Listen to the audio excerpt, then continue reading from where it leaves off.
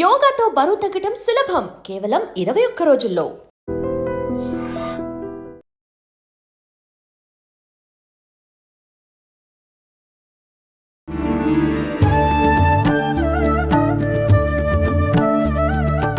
నమస్కారం, welcome to I dream. ధర్మ మార్గం విత్ విజిత కార్యక్రమానికి స్వాగతం. ప్రస్తుతం మనతో పాటు ఉన్నారు శ్రీ కామాఖ్య అమృత శోధన సంస్థ వ్యవస్థాపకురాలు వేణుశ్యామమ్మ గారు. ఇప్పుడు అమ్మతో మాట్లాడి మరిన్ని విషయాలు తెలుసుకుందాం. అమ్మ నమస్కారం. అమ్మ, చాలా వరకు చూస్తూ ఉంటాము, హోమాలకి ఎక్కువగా ప్రాధాన్యత ఉంటూ ఉంటుంది. ఎన్ని పూజలు చేసినా ఏం చేసినా హోమం చేయించుకుంటే అంత శుభం జరుగుతుంది అంటూ ఉంటారు. నేను వింటూ ఉంటాను మీ మాటల ద్వారా, ఎక్కువగా నిత్యము ఏదో ఒక దగ్గర హోమం చేస్తూనే ఉంటారు. ఎక్కడా చేయకపోయినా మన పీఠంలో అయినా సరే నిత్యం హోమం చేస్తూనే ఉంటారు. అసలు ఏంటి, ఎందుకు ఈ హోమానికి ఇంత ప్రాధాన్యత? మళ్ళీ ముఖ్యంగా హోమాల్లోకెల్లా చండీ హోమానికి ఇంకెక్కువగా ప్రాముఖ్యత ఉంది అంటుంటారు. ఒకసారి దాని గురించి వివరించండి. హోమం ఎందుకు చేసుకుంటాం అంటే, మనకి మామూలుగా మనం చాలాసార్లు వింటూ ఉంటాం, ఏదైనా ఒక పని చేస్తే అంటే ఈ పూజ చేసాం ఎందుకు అంటే దేవత తృప్తి చెందుతుంది అని చెప్తూ ఉంటారు. కానీ నిజంగా ఒకసారి చూసినప్పుడు మనం దేవతకి ఏదైనా ఇచ్చి తృప్తి చేయగలమా అని ఒక్కసారి మనం ప్రశ్నించుకున్నాం అనుకోండి, అంటే విశేష ఆహుతులు వేస్తే ఇది అవుతుందో, అసలు తృప్తి అన్నది దేవతకా లేకపోతే మనకా? అంటే ఇప్పుడు ఒక పువ్వు, కమలం పువ్వులతో పూజ చేసాం అనుకోండి, దేవత తృప్తి చెందింది అంటున్నారు. కానీ నిజంగా దేవతకి తృప్తా మనకి తృప్తా అని ఒకసారి ఆలోచిస్తే, అవి పెట్టడం వల్ల మనకు ఆనందం కలిగి మనం సాటిస్ఫైడ్గా ఉంటున్నాం, అందుకని చేస్తున్నాం. అంటే ఇక్కడ సాటిస్ఫాక్షన్ అన్నది కావాల్సింది ఎవరికి అంటే నేను అన్నదానికి తప్ప దేవత, ఎందుకంటే దేవత అంటేనే చాలా గొప్పదని అర్థం కదా. మరి ఇక్కడ ఎందుకు ఈ ప్రక్రియలన్నీ పెట్టారు అని అన్నప్పుడు, ఆ తృప్తి అన్నది మనం తెచ్చుకోవడం కోసమే. ఎందువల్ల మన లోపల శబ్ద స్పర్శ రూప రసగంధాలని 5 తన్మాత్రలు ఉంటాయి. ఈ 5 తన్మాత్రల్లో ఇప్పుడు మనం హోమం గురించి చెప్పుకుంటున్నాం కాబట్టి, రూపము అనే తన్మాత్రను తృప్తిపరచడానికి హోమం చేస్తాం. ఈ రూప తన్మాత్ర అంటే ఏంటి అంటే, నార్మల్గా ఒక రకంగా చూస్తే మనకి బాడీ కాన్షియస్ అన్నది చాలా ఎక్కువ ఉంటుంది. అంటే నా కళ్ళు బాగున్నాయి, ముక్కు బాగున్నాయి, ఈ డ్రెస్ వేసుకుంటే బాగుంటానా, ఇలా ఇదంతా ఉంటుంది. ఆ రూపంతో చూస్తున్నంతసేపు మనం ఎక్కడికి వెళ్ళలేకపోతామని ఒకసారి గమనిస్తే మన లోపల మనం చూసుకోలేం. మన లోపల మనం చూసుకునే వరకు మనం ఎదగం. ఇక్కడ హోమం ఎందుకు పెట్టారు అసలు ప్రక్రియ అని ఒక్కసారి ఆలోచిస్తే, ఈ రూపతన్మాత్ర అని అన్నప్పుడు కూడా మనకు ఒకటి ఉంది చూడండి, ఏంటి అంటే దేవుడికి ఆకారం ఉందండి అన్నారు కొంతమంది ఋషులు మునులు. అవే కృష్ణుడు, రాముడు, కాళీ, ఈ రాశ్యామల, లేకపోతే వారాహి, శివుడు, ఇలా మనం బోల్డెన్ రూపాలు చెప్పారు. ఇటు వచ్చేసరికి కొంతమంది ఏం చెప్పారు అంటే, అసలు దేవుడికి ఆకారం లేదు, నిరాకారం అన్నారు. ఇప్పుడు మనలాంటి చిన్నపిల్లలు ఉన్నారు, మనకేం తెలియదు పాపం. ఎందుకు అంటే అసలు దేవుడికి ఆకారం ఉందా లేదా, వీళ్ళందరూ పూర్తిగా దేవుడిని అవపోసన పట్టారు కాబట్టి వీళ్ళకి రెండు రైటే తెలుసు నిజంగా. కానీ మనకి తెలియకపోవడం వల్ల మనలాంటి వాళ్ళకి ఏమవుతుందంటే, అసలు దేవుడికి ఆకారం ఉందా లేదా అన్న స్థితి, అంటే మీమాంసలో ఉంటాం అనమాట. ఆ మీమాంస నుంచి బయటికి రావడానికి మళ్ళీ మన పెద్దలు ఏం చేశారు అంటే, మనకు ఒక క్లారిటీ ఇవ్వడానికి ఇచ్చిందే హోమం. ఈ హోమం ఏంటి అని అంటే, హోమము అన్నది మణిపూర చక్రానికి సంబంధించింది. నార్మల్గా మానవుడి యొక్క మణిపూర చక్రానికి ఉన్న లక్షణం ఏమిటి అంటే, భయం అని ఒక లక్షణం ఉంటుందిట. ఆ భయానికి కారణం ఏమిటి అని అంటే, మనందరం అమ్మ పొట్టలోంచే వస్తాం. ఈ అమ్మ పొట్టలో ఉన్నంతసేపు పొట్ట చిన్నది, లోపలంతా చీకటి, మురికి వాసనలు, రక్తం, మాంసం అన్నీ ఏమిటంటే భయంకరమైన స్థితిలో కూడా చాలా హాయిగా ఒక గుడ్డు నుంచి ఒక పాపో బాబో కింద అయ్యాము అంటే, దానికి కారణం ఏమిటి అంటే మనకు ఒక భరోసా, మా అమ్మ నాతో ఉంది అంటే. అంత సెక్యూర్డ్గా ఆ పొట్టలో పెరిగాం మనం. తీరా 9వ నెల బయటికి రాగానే ఏమవుతుందిట అంటే, ఫస్ట్ కట్ చేసి తల్లికి బిడ్డకి ఉన్న సంబంధం. ఆ కట్ చేసేసరికి ఏమవుతుంది అంటే, వచ్చిన ప్రదేశం అమ్మ పొట్ట లాంటి చిన్న ప్లేస్ కాదు, ఇంత పెద్దగా ఉంది. లోపల చీకటిగా ఉందా, ఇదంతా వెలుగ్గా ఉంది. దానికి తోడు ఇందులో ఏమో రక్తం, మాంసం, మురికి వాసనలు అన్నీ ఉన్నాయి. ఈ బయటకు వచ్చేసరికి ఏముంది, చాలా ఫ్రెష్గా హాయిగా ఆనందంగా డ్రైగా ఉంది. ఇదంతా కాదన్నట్టు మనం పుట్టామని చూడడానికి బోల్డన్ని ఆకారాలు వస్తాయి. బాబాయిలు, పిన్నులు, తాతయ్యలు అందరూ, వీళ్ళందరినీ ఇన్ని ఆకారాలు పొట్టలో ఎప్పుడూ చూడలేదు. ఇన్ని కొత్తగా చూసేసరికి మనకి ఎవరు లేరు, అమ్మ లేదు. ఎప్పుడైతే అమ్మ లేదు అన్న విషయం మనకు అర్థమైందో, ఇంత పెద్ద ప్రపంచంలో నేను ఒంటరి అని మొదలెడతా ఉంటా. అంటే ఆ లోన్లీనెస్తోనే ఏమవుతున్నాం, ఎదిగిపోతున్నాం. ఎదిగిపోతున్నాం. ఆ ఎదిగిపోవడం వల్లే మనకి ఎంత మంది ఉన్నా చుట్టూ ఒంటరిగానే బతుకుతాం. సో ఈ పరిస్థితి మనకి పోతేనే అసలైన రూపం అంటే అర్థమవుతుంది. ఎందుకంటే భయం ఉన్నంతసేపు మనం లోపలికి వెళ్ళలేం. అవును. అందుకని చెప్పి వీళ్ళు హోమ ప్రక్రియ మీరు చూస్తే హోమంలో బోళ్ళన్ని ఆహుతులు వేస్తారు. పేలాలు, నువ్వులు, తెల్ల ఆవాలు, మళ్ళీ ఏంటంటే తోక మిరియాలు, ఈ ఆహుతులన్నీ ఏంటంటే మనలో ఉన్న వివిధ రకాల భయాలనే అందులో వేస్తున్నాం. ఇంకా ఈ భయం వల్ల ఏమొస్తుందంటే మనకి ఇంకో కొత్త కేటగిరీ వస్తుంది, కొత్త లక్షణం. ఆ లక్షణం పేరేంటంటే మనం ఎంత భయపడితే అంత అహంకారంగా మాట్లాడడం మొదలు పెడతాం. ఎందుకంటే భయం ఉన్నవాడే అహంకారంగా మాట్లాడతాడు. కానీ అమ్మ భయం ఉన్న వాళ్ళు పిరికి పిరికి వాళ్ళ ఉండరు. భయం ఉన్న వాళ్ళు ఏంటి గొప్పలు చెప్పడం మొదలెడతారు. ఎందుకంటే వాళ్ళ భయం ఎవరికీ తెలియకూడదు. ఇక్కడ ఆత్మన్యూనతాభావం అన్నా అహంకారం అన్నా ఒకటే ఇంచుమించు. ఏంటంటే నన్ను అందరూ ఒప్పుకోరు అనిపించినప్పుడు మనం ఏం మాట్లాడకుండా, అంటే ఈ సృష్టిలో అందరూ నన్ను ఒప్పుకోవాలి అనుకోవడం ఆత్మన్యూనతాభావం. ఎందుకంటే మనం చెప్పిన దానికి ఎదురు చెప్పకూడదు అనమాట. అది ఆత్మన్యూనతాభావం. అహంకారం అంటే నేను చెప్పిందే నువ్వు వినాలి అని డామినేట్ చేయడం, ఏదైనా అహంకారమే కదా. ఆ అహంకారంతో ఎప్పుడైతే మనం అందుకనే అక్కడ నెయ్యి వేస్తాం. ఆ నెయ్యి ఏంటి అంటే మన లోపల ఉన్న అహంకారానికి ప్రతీక. మన భయం అహంకారం ఎప్పుడైతే ఆ అగ్నిలో వేస్తున్నామో మీరు చూస్తే అగ్ని మొత్తం లోపల బూడిద అయిపోతుంది. ఆ బూడిద అంటే అర్థం ఏమిటంటే మామూలుగా బూడిద అంటే బూడిదే, కానీ మంత్రంతో బూడిద ఎప్పుడు కలుస్తుందో దాన్ని విభూది అని పిలుస్తారు. ఆ విభూది అంటే అర్థం తేజస్సు అని. ఇక్కడ ఏంటంటే మనలో ఉన్న భయాలు అహంకారాలు ఎప్పుడైతే వెళ్ళిపోతాయో మన లోపలికి ఏమొస్తుంది అంటే తేజస్సు వస్తుంది. ఆ తేజస్సు ఎప్పుడైతే రావడం మొదలుపెట్టిందో అగ్నికి రెండో లక్షణం ఉంది. ఫస్ట్ లక్షణం ఏంటి, రూపాన్ని మార్చింది. మీరు చూస్తే ఏమిటి అంటే మనం ఏం వేసినా సరే బూడిచ్చేస్తుంది. ఆ తలుపు వేయండి బూడిదవుతుంది, ఆవాలు వేయండి బూడిదవుతుంది. ఒక మనిషిని తీసుకెళ్లి వేసినా సేమ్ బూడిదే అవుతుంది. అంటే అర్థం ఏమిటి, ఆ రూపం అన్నది చేంజ్ అయిపోతుంది. ఇంకో లక్షణం ఏమిటి, రెండోది అగ్ని ఒకసారి ముట్టుకుందంటే అక్కడ ఆగదు, అలా పక్క వాటిని కలుపుకుంటూ వెళ్ళిపోతుంది. అంటే ప్రతిదాన్ని కలిపే లక్షణం అగ్ని ఉంది. అంటే ఇక్కడ ఏం చేస్తుందంటే మన లోపల ఎప్పుడైతే తేజస్సు రావడం మొదలు పెట్టిందో అప్పుడు మనం స్లోగా ప్రకృతితో కలవడం మొదలు పెడతాం. ప్రకృతితో కలవడం మొదలు పెట్టడం అంటే ఏంటంటే ఈ ప్రకృతిలో కనిపించే ప్రతిదీ కూడా నాకు తల్లి స్వరూపమే, ప్రకృతి మొత్తం అమ్మ స్వరూపం అని అర్థమయ్యేటట్టు. అది ఎప్పుడైతే స్లోగా అర్థమవడం మొదలెట్టిందో మనలో తేజస్సు పెరగడం మొదలుపెట్టిందో ఒకటి అర్థమవుతుందిట. ఏంటి అంటే నీరు మామూలుగా తీసుకున్నాం అనుకోండి, ఒరిజినల్గా నీటికి ఆకారం ఉంటుందా? ఉండదు. ఒక గ్లాసులో పోస్తే అది గ్లాస్ ఆకారం నీటి ఆకారం అంటున్నారు. ఒక చెంబులో పోస్తే చెంబు ఆకారం నీటి ఆకారం, గిన్నెలో పోస్తే గిన్నె అంటున్నారు. అంటే నీటికి ఆకారం దేన్ని బట్టి నిర్ణయిస్తున్నాం అని అంటే పాత్రని బట్టి నిర్ణయిస్తున్నాం. అదేవిధంగా దేవుడు అన్నది ఒక శక్తి, దానికి ఆకారం లేదు. కానీ ఎవరైతే దేవుడికి దగ్గర అవుతూ ఉంటారో వాళ్ళ ఆకారమే ఎవరి ఆకారం కింద మారుతుందిట, భగవంతుడి ఆకారం కింద. అందుకే ఇప్పుడు మీకు అర్థమైందా మన హిందూ ధర్మంలో ఇంతమంది దేవుళ్ళు ఎందుకున్నారండి అని ఎక్కిరించకూడదు. ప్రతి దాంట్లోనూ దైవత్వాన్ని చూడడం, మనలో మనం దైవత్వాన్ని నింపుకోవడమే మనకు హోమం నేర్పిస్తోంది. అంటే ఈ సృష్టి అంతా దైవ స్వరూపమే. తల్లంటే దైవం అనే కదా చెప్తున్నారు. ప్రకృతి అంతా అమ్మ స్వరూపం అని తెలుసుకున్నాం అంటే ప్రకృతిలో అణువణువు దేవతని చూడగలుగుతున్నాం. ఆ దేవతను మళ్ళీ ఎవరిలో నింపుకోగలుగుతున్నాం, మనలో నింపుకోగలుగుతున్నాం హోమం ద్వారా. అందుకని హోమం అంతా ప్రాముఖ్యం.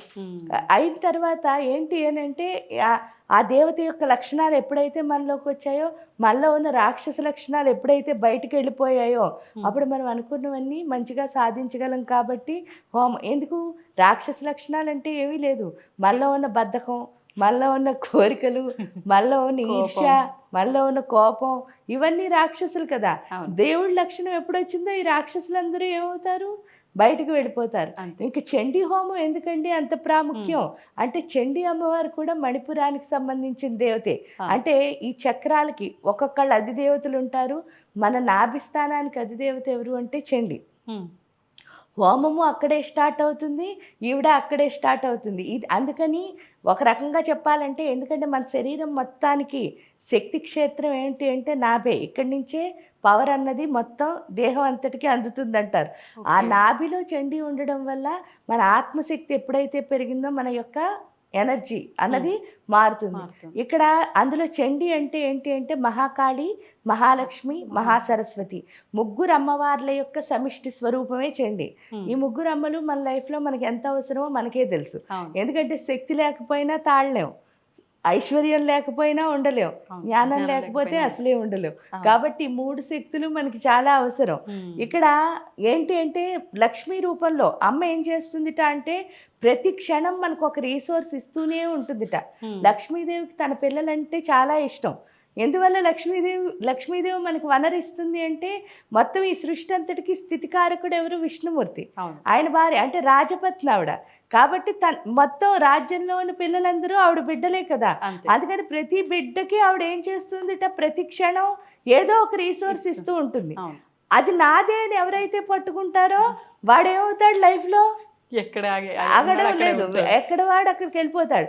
ఎవరైతే అది నాది కాదేమో అనుకుంటాడో, ఎందుకంటే మానవుడికి ఒక లక్షణం ఉంటుంది, వాడిది అంటే స్ట్రైట్గా అలాగే రావాలి. మీరు ఏ పని చేస్తున్నారో ఆ విధంగా వస్తేనే మీదనుకుంటారు. కానీ ఇక్కడ అన్నీ ఒకేలా రావు.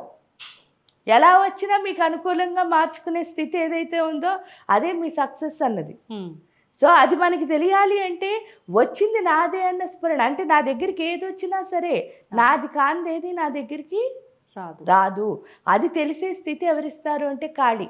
ఎప్పుడైతే మన ఎనర్జైజ్ చేస్తుందో అప్పుడు ఏమర్థం అవుతుంది? లక్ష్మీదేవి ఇచ్చిన ప్రతి వనరుని ఇది నాదే అని యాక్సెప్ట్ చేసే స్థితి కాళీ ఇస్తుంది. నాదే అని యాక్సెప్ట్ చేస్తే సరిపోతుందా? సరిపోదు. మళ్ళీ దాన్ని మనకు అనుకూలంగా మార్చుకోవాలి. అంటే జ్ఞానం ఉండాలి కదా. ఆ జ్ఞానాన్ని ఎవరిస్తారు అంటే సరస్వతి అమ్మవారు. కాబట్టి ముగ్గురు కలిసిన స్వరూపం. ఈవిడొక్కరిని కొలిస్తే ఏంటి అంటే ఆ 3 శక్తులు ఎప్పుడైతే మనలోకి వచ్చాయో మన లైఫ్ అన్నది ఏ పదం వైపు వెళుతుంది అంటే విజయ పదం వైపు వెళుతుంది. అందుకని చండీ అమ్మ అంత ప్రాముఖ్య. దానికి తోడు ఏంటి అంటే చండీ సప్తసతి 13 అధ్యాయాలు కూడా ఏంటి అంటే రాక్షసులకి దేవతకి జరుగుతున్న యుద్ధమే. ప్రతిసారి అదే కదా, రక్తబీజులతో ఎలా ఫైట్ చేసావు, లేకపోతే శుంభులతో ఎలాగా మధుకైటబులతో అంటే ఆ ఫైటింగ్ అక్కడ ఆ యుద్ధాన్ని చూపించడానికి కారణం ఏమిటి అంటే అక్కడ మన రాక్షసులు దేవత అంటే ఏంటంటే మనలో ఉన్న రాక్షస లక్షణాలు దైవ లక్షణాలు ఏం చేస్తూ ఉంటాయి? కలిసిపోతాయి, ఎప్పుడు దెబ్బలాడుకుంటూనే ఉంటాయి. ఏంటంటే మనలో ఒక మంచివాడు కూడా ఉంటాడు, ఎట్ ది సేమ్ టైం చెడ్డవాడు కూడా ఉంటాడు. ఈ చెడ్డవాడు ఏంటి అంటే ఏదో ఒక పని చేస్తూ ఉంటాడు, కొంట పని. ఈ మంచివాడు ఏం చెప్తూ ఉంటాడు? ప్రతిసారి వద్దు అని చెప్తూ ఉంటాడు. ఆ వద్దు అన్నది ఎవరైతే ఫాలో అవుతారో వాళ్ళు చెడ్డవాడి రాక్షసుడి కింద వెళ్ళరు. కానీ 99.9% ఏంటి అంటే మన మైండ్ ఏం చెప్తుందో అదే వింటాం మనం. అవును. కానీ ఇక్కడ వినాల్సింది ఎవరిని? మన హృదయాన్ని వింటే. అందుకే చూడండి ఆత్మసాక్షిగా అంటారు. ఎందుకంటే ఇది ఎప్పుడు సాక్షిభూతంగా చెప్తూనే ఉంటుంది నువ్వు తప్పు చేస్తున్నావని. దీని మాట విన్నావా మంచిగా పైకి వస్తాం, దీని మాట విన్నావా ఎప్పుడు ఫైటింగే ఏర్పడుతూ ఉంటుంది. ఒక్కొక్కసారి ఒక్కొక్కటి గెలుస్తుంది. కానీ ఇక్కడికి వచ్చేసరికి ఏంటి అంటే ఆ చండీ సప్తసతిలో ఆ యుద్ధం గురించి మనం అంటే దేవి మహాత్యం అని కూడా చెప్తారు. ఆ దేవి మహాత్యం గురించి వర్ణిస్తూ ఉంటే స్లోగా ఈ లోపల యుద్ధం ఆగిపోతుంది. ఎప్పుడైతే ఎందుకంటే ఆత్మశక్తి ఎప్పుడైతే పెరిగిందో మనలో దైవిక లక్షణాలు పెరుగుతాయి. దేవత యొక్క లక్షణాలు ఎప్పుడైతే పెరిగాయో స్లోగా రాక్షసులు అన్నవాళ్ళు బయటకు వచ్చేస్తారు. బయటకు ఎప్పుడైతే వచ్చారో ఫస్ట్ అన్నిటికంటే ఇంపార్టెంట్ ఏంటి అంటే మానవుడికి ఏమున్నా లేకపోయినా ప్రశాంతంగా ఉండడం. నిజంగా ఆ ప్రశాంతత అన్నది వస్తుంది చండీ పారాయణ అయినా హోమం అయినా. దానివల్ల ఏంటి అంటే దానికి తోడు ఇందాక చెప్పినట్టు ముగ్గురు అమ్మవార్ల యొక్క స్వరూపం అవ్వడం వల్ల మనం ఏంటంటే ఆవిడ ఒక్కరిని కొలిస్తే చాలు, ముగ్గురు అమ్మలు మనతో ఉండి ఆవిడ వనరులు ఇస్తోంది. ఈవిడది నాదే అని తెలుసుకునేటట్టు అంటే స్ఫురణ ఎప్పుడు మర్చిపోకుండా చేస్తోంది. ఈవిడ దాన్ని మళ్ళీ మనకు అనుకూలంగా ఎలా ఉపయోగించుకోవాలో ఆ జ్ఞానాన్ని ప్రసాదిస్తోంది. ఎప్పుడైతే ఆ 3 మన దగ్గర ఉన్నాయో తప్పకుండా మనం ఏ పని చేసినా సక్సెస్ అవుతుంది. అందుకని చండీ అంత పవర్ఫుల్. దానికి తోడు ఇక్కడి నుంచి శక్తి వస్తుంది కాబట్టి ఆవిడ అదే చక్రాన్ని శుద్ధి చేస్తుంది. కాబట్టి ఎప్పుడైతే ఓపెన్గా ఉన్నామో, ఎందుకంటే అందులో మంత్రంలో కూడా విచ్చే అని అంటారు. విచ్చే అంటే అర్థం ఏమిటి? ఈ మణిపూర్ చక్రం అనేది ఎప్పుడైతే ఓపెన్ అవుతుందో ప్రకృతితో మనం కలవడం మొదలు పెడతాం. ప్రకృతితో ఎంత కలుస్తామో అంత ప్రకృతి శక్తులన్నీ మనం అంటే ప్రకృతిని యాక్సెప్ట్ చేస్తే చాలు, ప్రకృతి శక్తులన్నీ మన లోపలికి వచ్చి మనలో ఉత్సాహం అన్నది పెరుగుతుంది. ఎంత ఉత్సాహంగా ఉంటామో అంత ఎక్కువ పని చేస్తాం, ఎంత బాగా పని చేస్తామో అంత సక్సెస్ అవుతాం, ముందుకు వెళ్తాం. అదే అయితే అమ్మా అనుకుంటారంటే ప్రతి ఒక్కరు ఈ హోమాలు ఇలాంటివి చేసుకోవాలని, కానీ పూజ చేసుకున్నంత ఈజీగా హోమం చేసుకోలేము. మనసులో చేసుకోవాలనే సంకల్పం ఉన్నా సరే ముందుకెళ్ళలేకపోతుంటాం కొన్ని సందర్భాల్లో. అంటే మాకంతా మంచి జరుగుతుంది, మీరు అన్నట్టుగా ప్రతి ఒక్కరికి కావాల్సింది డబ్బు ఇవన్నీ పక్కన పెడితే ఫస్ట్ మనశ్శాంతి, ప్రశాంతంగా నిద్ర పట్టాలి. ఈ ఆలోచనలతో అసలు నిద్ర లేని రోజులు ఎన్నెన్నో ఉంటున్నాయి ప్రతి ఒక్కరికి కూడా. అయితే ఈ చండీ హోమం కూడా సామూహికంగా చాలా తక్కువగా చేస్తుంటారు. మీరు చెప్పారు ఇంతకు ముందర చండీ హోమం 108 హోమకుండాలతో చేస్తున్నాము అని చెప్పి. అంటే ప్రతి ఒక్కరూ ఇలా మేము సొంతంగా చేయలేము అనుకునే వాళ్ళని ఉద్దేశించా, అంటే సమాజ శ్రేయస్సు కోసమా, దేనికోసం మీరు ఆ సామూహికమైన చండీ హోమం చేస్తున్నారు? ఏంటంటే అమ్మ, సామూహికంగా ఏ పని చేసినా సరే, ఎందుకంటే ఐకమత్యమే మహాబలం అని అంటారు కదా. ఐకమత్యంగా ఏ పని చేసినా సరే మన భూమికి చాలా మంచిది. భూమికి ఎప్పుడైతే శక్తి బాగా, అంటే మంత్రశక్తి, ఎందుకంటే మన భూమిని ఏమని పిలుస్తారో మీకు తెలుసు, భారతదేశాన్ని కర్మభూమి అని పిలుస్తారు. ఎందుకు అని అంటే ఇక్కడ ఋషులు మునులు చేసిన ఆ యొక్క ఆ తపస్సులు ఏవైతే ఉన్నాయో వాటి ద్వారానే మనందరం ఇంకా ఇప్పుడు ఇలా ఉన్నాము. అంటే ఎందుకంటే మన విద్య మన ఎప్పుడూ కాపాడుతూ ఉంటుంది. అందుకే ప్రపంచ దేశాలకు గురువుగా భారతదేశాన్ని చెప్పడానికి కూడా కారణం. అంటే అంత మంచి శక్తులున్న ఆ మంత్రంతో ఏమవుతుంది అంటే, మంత్రం మనం ఎంత జపిస్తామో అంత సూర్యశక్తితో మనం కనెక్ట్ అవుతాం. సూర్యుడు ఎప్పుడు ప్రాణాధారకుడు. మన ప్రాణశక్తిని ఎప్పుడైతే పెంచాడో దాని ద్వారా ఏమవుతుంది అంటే మనం అనుకున్నవన్నీ సాధించగలుగుతున్నాం. ఫస్ట్ అన్నిటికంటే సెల్ఫ్ కాన్ఫిడెన్స్ అన్నది ఎవరి వల్ల వస్తుంది అంటే సూర్య భగవానుడి వల్లే వస్తుంది. అందుకే ఆ మంత్రం అన్నది ఏం చేస్తుంది, ఆ సౌరశక్తిని మన్ని కలుపుతోంది. ఇలా సామూహికంగా అందరం కలిసి చేయడం వల్ల ఏంటి అంటే మనతో పాటు మన భూమికి కూడా మంచిది. అందుకని ఇప్పుడు ఏంటి అంటే మనం చేస్తున్న కార్యక్రమాల్లో ఇప్పటి వరకు 108 హోమగుండాలతో చాలాసార్లు చేసాం. ఒక్కసారి చేసాం 1008 హోమగుండాలతో లాస్ట్ ఇయర్ డిసెంబర్ 8వ తారీఖున. అది అయిన తర్వాత మళ్ళీ ఇప్పుడు అక్టోబర్ 10వ తారీఖున మనం చేసుకుంటున్నాం.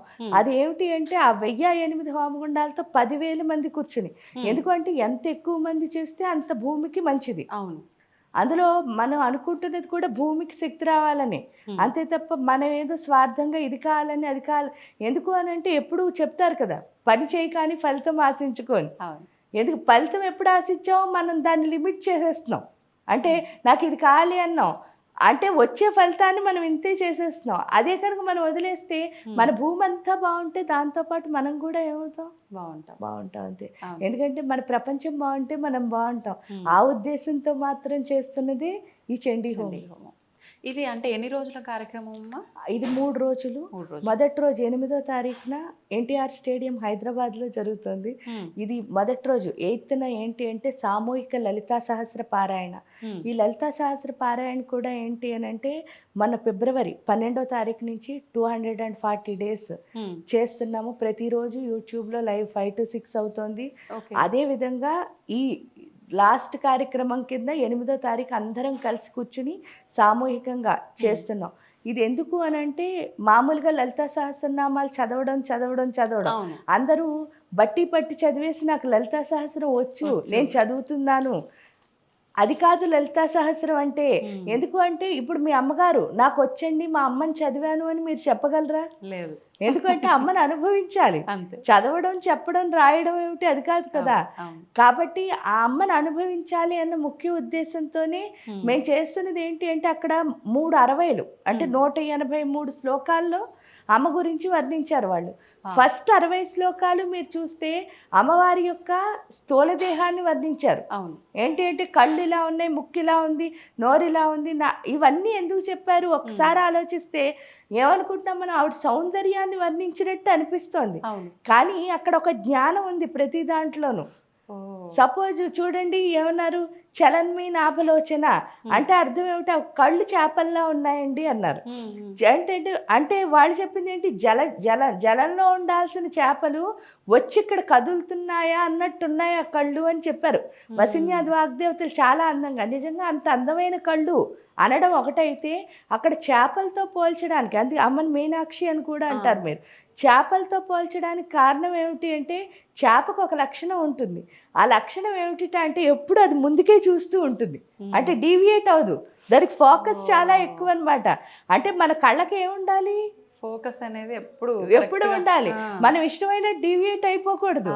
మీరు చేయాలనుకున్న పని ఖచ్చితంగా మీకు ఒక అభిప్రాయం, నిర్ణయం ఉండాలి. అది కళ్ళు చెప్తున్నాయి. ఇప్పుడు పెద్ద చూడండి, ఇది లోపల పళ్ళ గురించి చెప్పారు. ఏమన్నారు, శుద్ధ విద్యాంకురాకార ద్విజపంతి ద్వయోజ్వల అన్నారు. అంటే అర్థం ఏమిటి అంటే, ఆ పళ్ళు వరుసలు రెండు చూస్తే ఎలా ఉన్నాయటంటే శుద్ధ విద్య అంటే అంత మామూలుగా తెల్లగా ఉన్నాయని చెప్పేయచ్చు కదా. శుద్ధ విద్యతో ఎందుకు పోల్చారు అంటే, నిజమైన విద్య, జ్ఞానం ఏంటి, సత్యమైన విద్యతో ఎందుకు పోల్చారు అని అంటే, ఎప్పుడు ఈ పళ్ళు కదులుతుంటేనే మనం మాట్లాడేవన్నీ బయటకు వస్తాయి. అంటే నిజమే మాట్లాడు తల్లి, ఎప్పుడు జ్ఞానమే చెప్పు, అక్కర్లేని మాట్లాడుకో అని పళ్ళు చెప్తున్నాయట. మళ్ళీ చూడండి, పద్మరాగ శిలాదర్శ పరిభావిక పోలబు అంటే ఆవిడ బొగ్గలు ఎలా ఉన్నాయట అంటే కెంపుల్లా మెరుస్తున్నాయి అన్నారు. పద్మరాగ శిలలు అంటే ఏంటి, కెంపులు. ఆ కెంపుకు ఒక లక్షణం ఉంటుంది, మీరు చూస్తే ఆ మంచి జాతిరత్నం కెంపు చూస్తే ఇటు సైడ్ నుంచి చూస్తే అటు సైడ్ మన ముఖం కనిపిస్తుందిట. అంటే దాని అర్థం ఏమిటి అంటే, దవడలు చూడండి కదులుతూ ఉంటాయి కదా మాట్లాడుతుంటే, అంటే అంత ట్రాన్స్పరెన్సీ, అబద్ధాలు ఆడకూడదు అనమాట, ఎప్పుడు నిజం చెప్పాలి, ఓపెన్ గా ఉండాలి. అది చెప్తున్నాయి దవడలు. అంటే ఒక్కొక్క పార్ట్ అంత బాగా. అమ్మవారిని ఏమన్నా చుబుక శ్రీ విరాజిత అంటే గడ్డం చాలా తేజవంతంగా ఉంది అన్నారు. ఎందుకంది అది చెప్పారు అంటే, చూడండి కంఠంలోంచి శబ్దం వస్తుంది, ఇక్కడికి వచ్చేసరికి నేలిక్కి రాగానే జిహ్వ చాపల్యంతో అబద్ధాల కింద మారిపోతుంది. ఇది తేజస్సుగా ఉంటే ఏమవుతుంది అంటే, ఆ అబద్ధం కాస్త నిజం పలుకుతుంది. అంటే అలా ఒక్కొక్క దాని గురించి అమ్మవారి ఏ పార్ట్ గురించి వర్ణించినా అక్కడి నుంచి ఒక్కొక్క జ్ఞానం మనం నేర్చుకుంటూ వెళ్తున్నాం.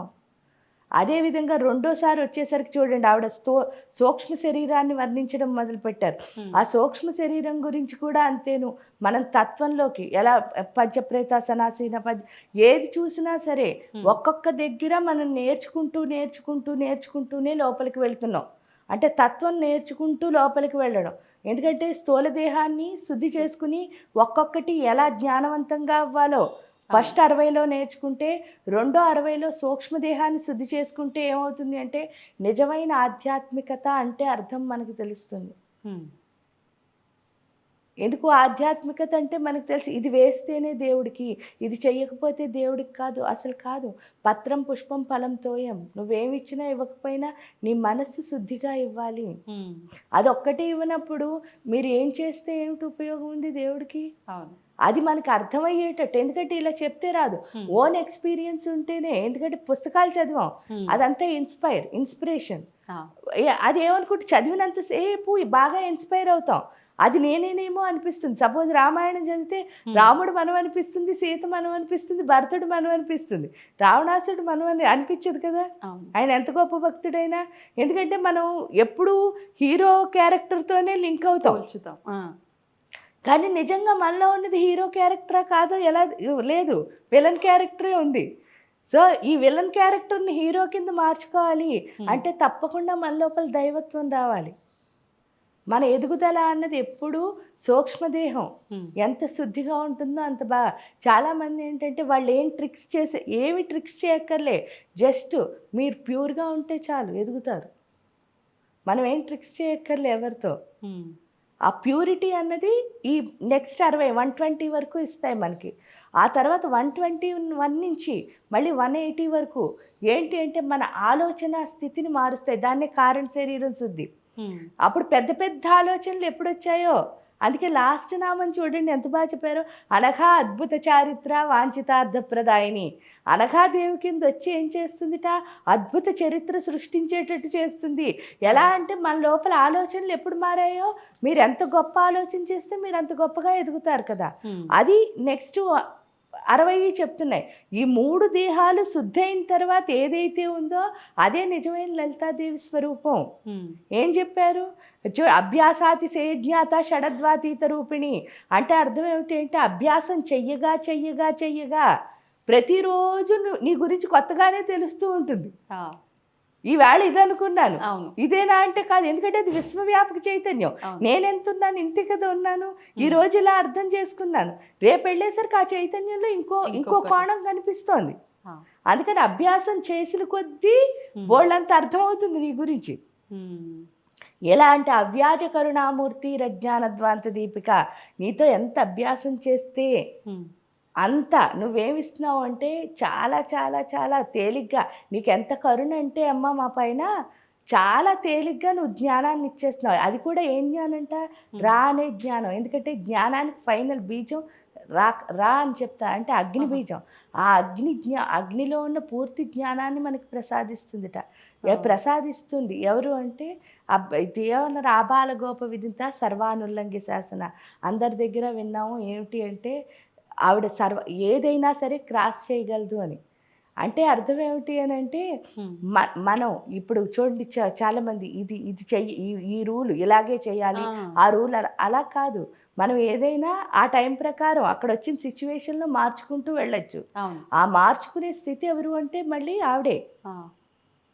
ఆ తర్వాత ఎవరండి ఇంతకీ ఈవిడంటే శ్రీచక్రరాజనిలయ శ్రీమద్ త్రిపుర సుందరి. ఆ శ్రీచక్రం మధ్యలో కూర్చుని ఉంటుంటే ఈవిడ పేరు త్రిపుర సుందరి. త్రిపుర సుందరి అంటే ఏమిటి? 3 పురాల్ని పరిపాలించే అందగత్తే. సుందరి అంటే అందగత్తి కదా. 3 పురాల్లో ఏదైతే అందవిహీనత్వం ఉందో అది తీసేసి అందాన్ని ఇస్తుంది. ఆ 3 పురాలు ఏంటంటే శ్రీమద్ వాగ్భవ కూటైక స్వరూప ముఖ పంకజ, ఇది ఒక పురం. కంఠాద కటిపర్యంత మధ్యకూట స్వరూపిణి అంటే ఈ బాడీ ఒక పురం. శక్తి కూటైక తాపన్న కట్టెదో భాగదారిని, ఆ చివరి పాదాల వరకు ఉన్నది 3వ పురం. ఈ 3 పురాల్లో ఒకటి వాగ్భవ కూటం, కామరాజకూటం, శక్తి కూటం. ఈ 3 పురాల్లో ఏదైతే డిఫెక్ట్లు ఉన్నాయో అవన్నీ తీసేసి వాటిలో ఉన్న బ్యూటీ ఏదైతే ఉందో దాన్ని పైకి తీస్తుంది. ఎవరు అంటే ఆవిడ ఎలా ఉంటుంది అంటే శివశక్తి ఐక్య రూపిణి లలితాంబిక. శివుడు శక్తి కలిసిన అర్ధనారీశ్వర స్వరూపంలో ఉంటుంది. ఏం నేర్చుకోవాలి అంటే మనం ఏమనుకుంటాం అంటే నేను ఆనందంగా ఉండాలి అంటే ఒక సోఫా కొనుక్కుంటే హ్యాపీగా ఉంటానని కొనుక్కుంటాం, తర్వాత కారు కొనుక్కుంటే హాయిగా ఉంటామని కొనుక్కుంటాం, ఇల్లు అన్నీ కొనుక్కుంటున్నాం. ఏదైనా పెర్మనెంట్గా ఆనందాన్ని ఇచ్చేసిందా? ఓసారి కొనుక్కుంటే నాకు ఇంక హ్యాపీ పోదు అన్న ఆనందం ఏదీ లేదు. అన్నీ టెంపరీవే. అంతే. ఆ టెంపరీ నుంచి పెర్మనెంట్ ఆనందం నాకు కావాలంటే అసలు ఏముండాలి, నేనేం సంపాదించాలి అంటే 2 సంపాదించాలట. ఒకటి ఏంటంటే శక్తి, 2 జ్ఞానం. అదే శివశక్తి ఐక్య రూపిణి లలితాంబిక. శివుడు ఎప్పుడు జ్ఞానాన్ని ఇస్తే అమ్మ ఎప్పుడు శక్తి ఇస్తుంది. ఆ శక్తి జ్ఞానం కలిసి ఎవరి దగ్గర ఉంటాయో వాళ్ళే ఆనందంగా ఉంటారు. అదే ఆ లలిత చెప్తుంది. అందుకని ఏంటి అంటే మొత్తం ఈ 3 దేహాలని శుద్ధి చేసుకుంటుంది. అందుకని నేను లలితా శాస్త్రం చదువుతున్నాను. నేను నువ్వు ఎందుకు చదువుతున్నావు? నీ అహంకారం పోవడానికే 3 బాడీల్లో. ఇంకా నువ్వు ఆ కౌంట్ మీద లేకపోతే నేను ఇంత చేసేస్తున్నానేమో అనుకుంటున్నావు అంటే అహంకారం ఎక్కడ పోయింది? లలితలా ఎలా మారమ్మా? లెక్క అవసరం లేదు. ఎంత ఇష్టంగా ఎంతసేపు చేసుకోవాలనిపిస్తే ఎందుకు చేస్తున్నా అంటే నేను లలితలా మారడానికి. అప్పుడు లలితలా మారితే మీరు ఎంత మంచిగా ఉంటారు. అవును. అంతేగాని ఈ లెక్కలు, ఈ పత్రాలు ఇవన్నీ అవసరం లేదు. కరెక్ట్. మీరే లలిత అయినప్పుడు మీరు ఇంకోళ్ళకి ఏం చేస్తూ ఉంటారు? అభయం ఇస్తారు కదా. ప్రతి ఒక్కళ్ళు మనలో మనం అమ్మవారిని చూసుకున్నప్పుడు ఎదుటి వాళ్ళు కూడా అమ్మవారిని చూడగలరు. అంటే ఫస్ట్ ఏంటంటే టేస్ట్ తెలియాలమ్మా, స్వీట్గా ఉంటుందని. అందుకని మనలో మనం చూసుకోగలగాలి. చూసుకున్న తర్వాత ఇంక ఈ సృష్టి అంతా అదే కనిపిస్తుంది, ఇంకేం కనిపించదు. అవును. అంటే ఇంత మనం అర్థం చేసుకోవాలి అని అంటే సామూహికంగా కూర్చొని మనం ఇంతమంది ఒక దగ్గర ఉన్నాము అంటే వాస్తవం అమ్మ, నిజంగా మీరు అన్నది. ఒక్కరం కూర్చొని ఒక పని చేస్తున్నప్పుడు మనకి ఏ రకంగా అనిపించిందో అదే భావనలో వెళ్తాం. ఫోకస్ అనేది ఒక 10 మంది ఉన్నప్పుడు ఒక్కొక్కరి అనుభవం ఒక్కొక్క రకంగా అది ఒక మంచి వేలో ముందుకెళ్తుంది. నిజంగా సంతోషం అమ్మ. చాలా మంచి ఆలోచన మీరు చేస్తున్న, అంటే ఒక రకంగా లోక కళ్యాణం కోసమే మీరు చేస్తున్న ఈ హోమాలు కూడా. ధన్యవాదాలమ్మా. And don't forget to subscribe to iDream. And for more videos, please subscribe to iDream. Please subscribe to iDream. Please subscribe iDream. And please subscribe to iDream. For more videos, subscribe to iDream. Please like, share, and subscribe to the channel. Congratulations, iDream. Subscribe to iDream. Subscribe to iDream. So subscribe to iDream media. iDream team అందరికీ huge congratulations. Please subscribe iDream Media. Please subscribe to iDream. Subscribe iDream. Please subscribe to iDream. iDream అంటే నా కళల ఛానల్ను subscribe చేసుకున్నారు, నోరు తిరుగుతలేదు. మీరైతే గంట గుర్తు కొట్టండి. For more such videos, please subscribe to iDream. Subscribe to iDream. Please subscribe to iDream. Please subscribe iDream Media. Please do subscribe to iDream. Please subscribe to iDream Media. For best entertainment and information please subscribe iDream.